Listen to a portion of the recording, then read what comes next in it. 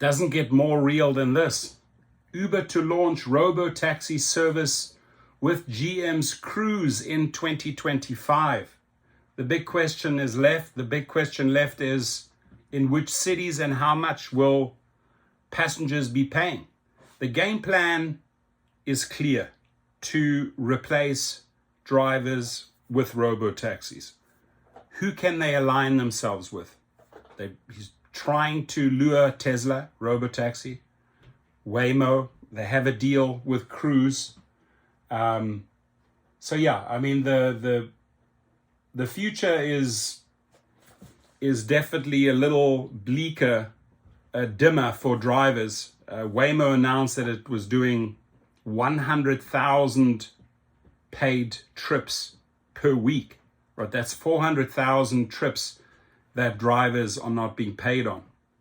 So we need a counter plan. Now, the one good thing is that with the Fare Co-op, when you register there, download the app, my link is below, you at some stage are part owners of the robotaxi. So at some stage when you stop driving, they will be driving for you and you'll be earning money, which I think is a pretty awesome plan for the future regarding drivers that will eventually be phased out. So Uber and GM's Cruise announced what they're calling a multi-year strategic partnership on Thursday to offer driverless vehicles for hire, often called robotaxis, on the Uber platform.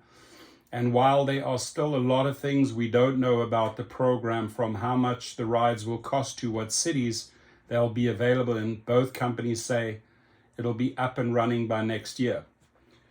Good luck with those late night trips when riders barf, throw up in those Cruises and Waymos. Who's there to clean it up? Right, next rider gets in and there's vomit on the carpet. We'll see how that plays out. Those stories are coming, my friends. Reach for comment on Thursday. A spokesman for Cruise would only tell Gizmodo that the first city with robotaxis on the Uber platform in 2025 would be one of three cities: Phoenix, Arizona, Dallas, Texas, or Houston, Texas. I think it's going to be Phoenix. Our focus remains on relaunching our own driverless app and service. The launch of this partnership will follow that. Uber has dabbled with self-driving vehicles on the roads as a viable alternative to human drivers, but the company's efforts never took off. Back in 2017, Uber have signed a deal with Volvo to make that happen in a program that ultimately fizzled out. There were Uber robotaxis in Las Vegas in 2022, but they still had drivers behind the wheel. It's clear that achieving reliable and safe self-driving capabilities in cars for hire at a wider scale has been a dream that several companies have been trying to make happen for over a decade. Cruise is on a mission to leverage driverless technology to create safer streets and redefine urban life, Mark Whitten, CEO of Cruise, said in a statement. We are excited to partner with Uber to bring the benefits of safe, reliable, autonomous driving to even more people, unlocking a new era of urban mobility. Now, Lyft, David Risher is going to be forced in the next few months to make an announcement along these lines. Who will they be partnering up with? Cruise's operating license had previously been suspended in California after an incident in October 2023, where a self-driving vehicle hit and dragged a pedestrian who was jaywalking in San Francisco. Cruise paused operations, but in June 2024 restarted rides in Phoenix, Houston, and Dallas.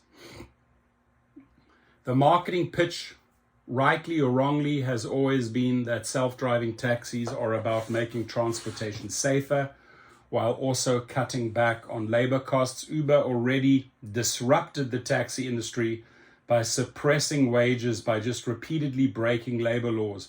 But now that Uber has come to dominate the taxi industry, it only makes sense that it would want to throw those drivers out of work as well as for maximum efficiency.